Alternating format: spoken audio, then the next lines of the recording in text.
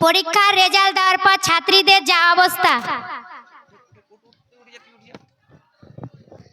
মা আমি আসছি।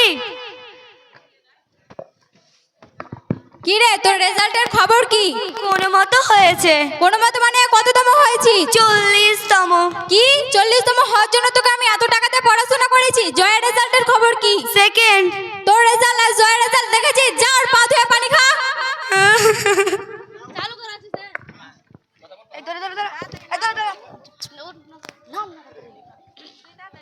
মা কই গেলা? আরে কি হয়েছে? মা আমি সেকেন্ড হয়েছি। তোর কথা পরে বল, পাশের বাড়ির মেয়ে কি হয়েছে সেটা বল। পাশের বাড়ির মেয়ে তো হয়েছে 40তম। কি তুই সত্যি বলছিস? আজকে সেই মজা হবে এবং তাদের বাড়ি গিয়ে কথা শোনাবো। ঠিক আছে মা। আচ্ছা ঠিক আছে।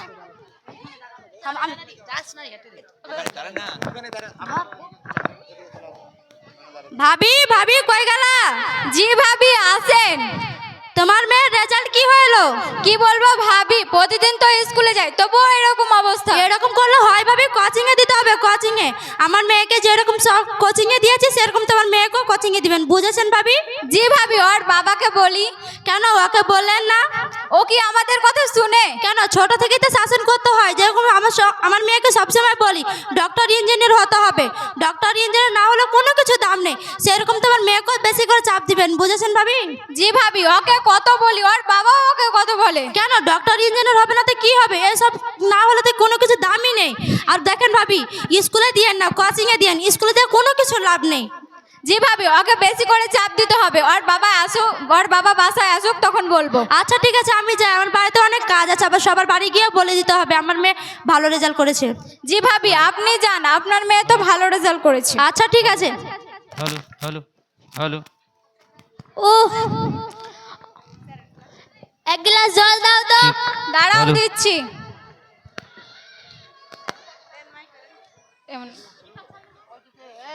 হ্যালো।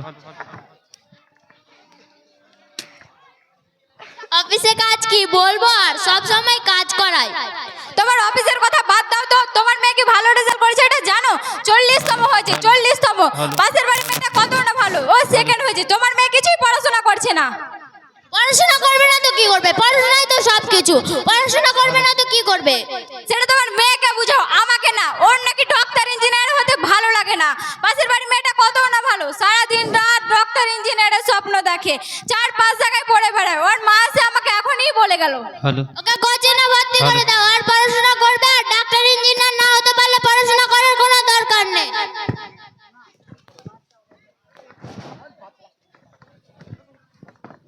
আসতে পারি? জি ম্যাম আসুন। সুইটি তোর ম্যাম এসেছে, তাড়াতাড়ি আয়। হ্যাঁ আম্মু আসছি। কি ম্যাম, কি অবস্থা? এভাবে চললে কি ডক্টর ইঞ্জিনিয়ার হতে পারবে? আমি তো ওকে অনেক বোঝাই, কিন্তু ও তো আমার কথায় মনোযোগ দেয় না। ওর নাকি ডক্টর ইঞ্জিনিয়ার ভালো লাগে না। ভালো লাগে না মানে ওকে ডক্টর ইঞ্জিনিয়ার হতেই হবে। আচ্ছা আমি ওকে বোঝাবো। কি হলো সুইটি, তাড়াতাড়ি আয়। হ্যাঁ আসছি। সুইটি, ডক্টর ইঞ্জিনিয়ার হতে গেলে কি এভাবে পড়াশোনা করলে তোমার চলবে? ম্যাম আমাকে ডক্টর ইঞ্জিনিয়ার হতে ভালো লাগে না। আর পৃথিবীতে কি ডক্টর ইঞ্জিনিয়ার ছাড়া কোনো পেশা নেই? কিছুদিন আগেই তো একটা বিশ্ববিদ্যালয়ে একটি ছাত্র ভয় করতে চালে নিযুক্ত হয়েছিল। সে কি ছাত্র হিসাবে ভালো ছিল না? ভালো।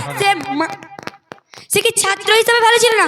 অবশ্যই ভালো ছিল, কিন্তু সে মানুষ হিসাবে ভালো ছিল না। আর কত ডক্টর ইঞ্জিনিয়ার তো টাকার লোভে অসৎ কাজ করে। তাই প্রত্যেক ডক্টর ইঞ্জিনিয়ার হওয়ার আগে একজন ভালো ও সৎ আদর্শ মানুষ হওয়া উচিত। তাই আমরা যদি এখন স্কুলকে প্রাধান্য না দিয়ে জায়গায় জায়গায় পড়ে বেড়াই, হয়তো আমরা ভালো ছাত্রী হতে পারবো, পরীক্ষার কোশ্চেন কমন পেতে পারবো, আমরা কি সৃজনশীলতাকে কাজে লাগাতে পারবো। তাই আমরা এখান থেকে কতটা ভালো মানুষ হবো সেটা আমার জানা নেই ম্যাম। হ্যাঁ তুমি ঠিকই বলেছো। আসলে আমাদেরই ভুল। আমি চেষ্টা করব তোমার বাবা মাকে বোঝানোর, যেন তোমাকে ডক্টর ইঞ্জিনিয়ার নয়, আগে একজন আদর্শ ছাত্রী হতে হবে। আচ্ছা ঠিক আছে।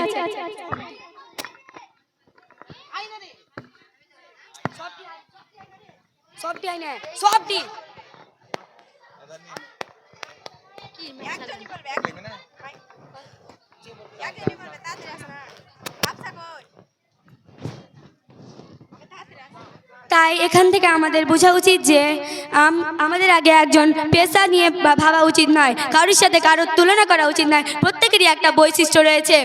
আর এখান থেকে বোঝা যাচ্ছে যে অভিভাবকদের বেশি করে ছাত্রছাত্রীর উপর চাপ দেওয়া ঠিক নয়, যাতে তারা সৃজনশীলতাকে কাজে লাগাতে পারবে না। আর কম করে যদি চাপ দেওয়া হয় তাহলে তারা ঠিক মতো ভাবে সৃজনশীলকে কাজে লাগাতে পারবে।